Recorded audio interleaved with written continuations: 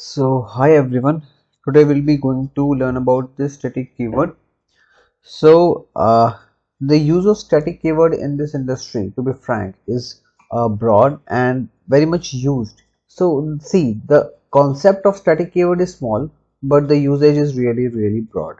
So in this lecture, we'll not only discuss the static keyword, but we'll also discuss the real life use cases, right? So means basically we'll try to make analogy with the real life, and also I'll try to explain some practical use cases. So without any further delay, let's get started. So for the information, whenever a program is loaded, it's divided into few parts, right? One of them is data segment.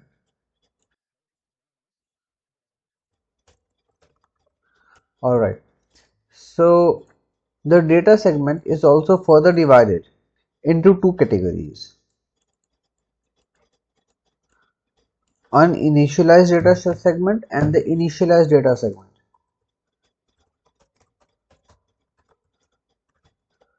Initialized data segment and uninitialized uninitialized data segment. All right. So your static variable is stored in this data segment part. This was just the information purposes, but you should know how the static keyword or static variable works. So here in the data segment, this data segment is independent of all the classes or objects, whatever it is. Obviously, the static keyword will be attached to a class, but the thing is that it is not attached to an object. The static keyword makes you or makes the data member or anything object independent. So that's why the static data members are stored in the data segment, right? So let's understand about the static data members. I have already told you that static data member makes it the object independent, right? Since it makes it object independent, what does that really mean? It means, for example, there is a static data member, right? For example, let's say we have a data member int I which is equal to 1, right? Now it is attached to a class, and the class is, for example, any class. Let's say that the class name is A, and there are many objects of that class: object 1, object 2 and object 3, right? And for example, one of the object changes this I from 1 to 2, right? Then that I will be 2 for not only this object but for this object, right? For this object even, basically for this whole class, basically for all the future objects also, and current object the value of I will be 2, right? So that is the meaning of object independence. Means even class can modify this, right?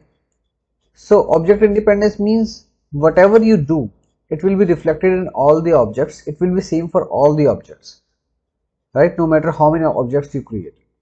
So that's the real meaning of object independence. And the initialization part is actually a little bit different for static keyword. Basically C++ don't allow to initialize the static data members from an object. We can obviously redefine them, we can reassign the values, but we have to, the initialization is done outside of the class.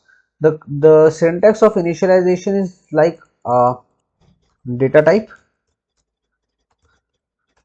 class name, scope resolution operator, variable name, value, right? So this is the whole syntax.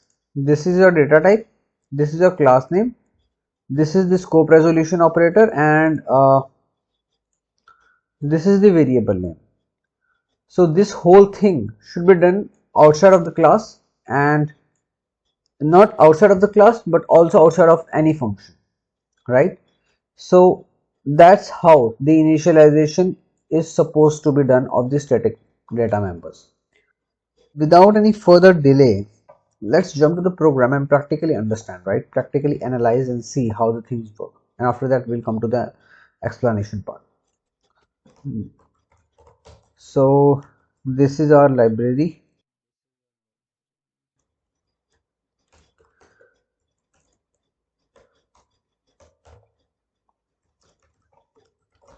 This is our namespace standard. This is our main function.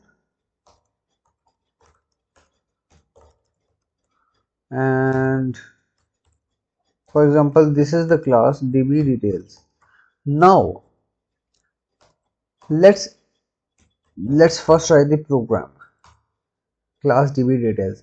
The function of this class hypothetically is to store the database details or something like that, right? To work on the database related stuff, right? So this is the db details and static. So yeah,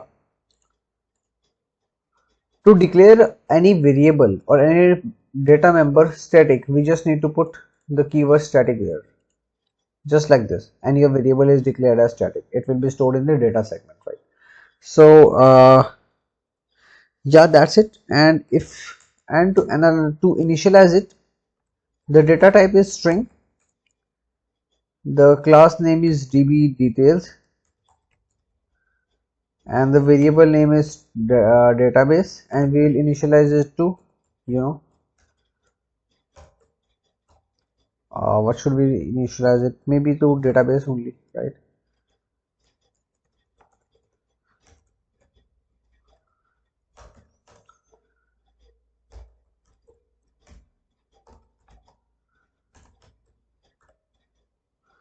All right, so let's create the object.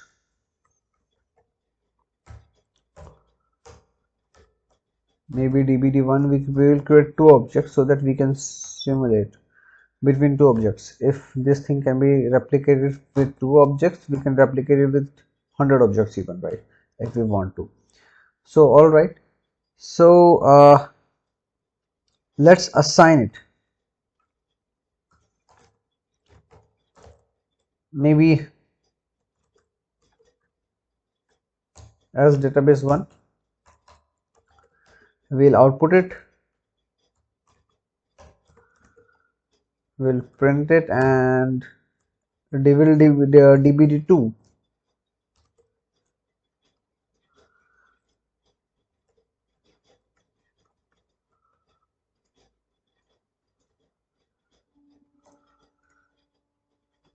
will output it from dbd1 and dbd2. Since we have defined this database for dbd1, it should also reflect in dbd2 also, right? And let's see.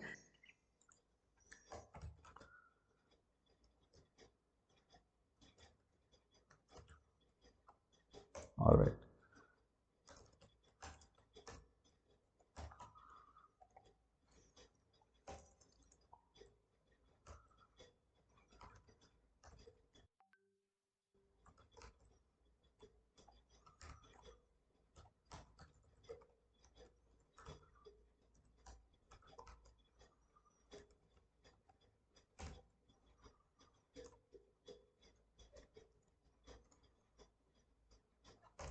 yeah. So what we are doing is we have created two objects of the class db details, and after that we reassigned the variable database with the help of object 1 to database 1, and we just are trying to print the value of database using both the objects. And again we modified with the help of object 2, and we are trying to see if it is reflecting with the object 1 or not, right? So let's see.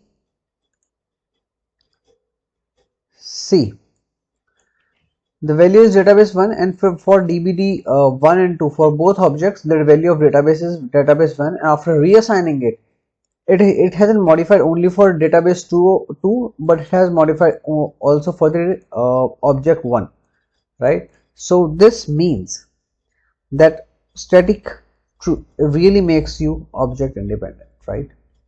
So now The example is there, but the thing is, actually, to put database details like this, we don't do hard coded. Of course, we fetch it from somewhere, and basically this is not hard coded in real world.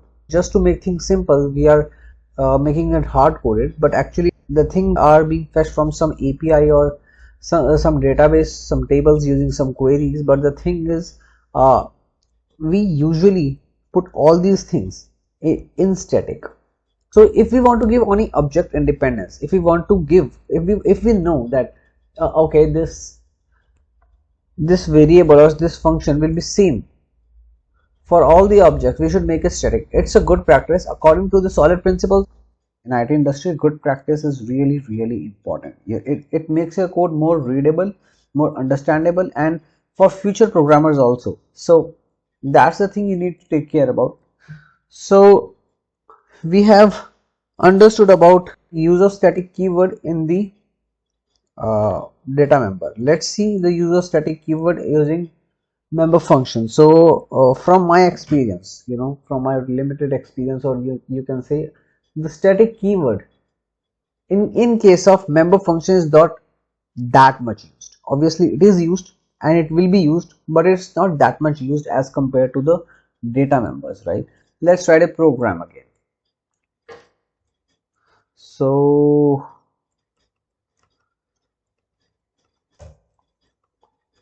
let's create a dummy function. So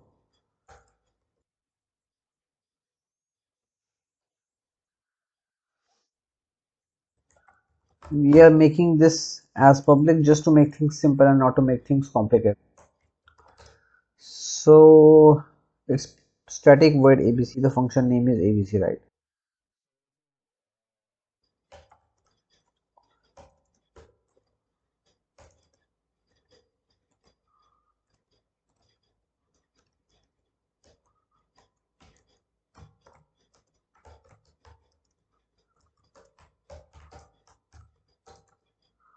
Right. Let's erase it, right? And maybe we can create multiple copies of this object, right? Here the object independence means that we can invoke this abc using the class, right?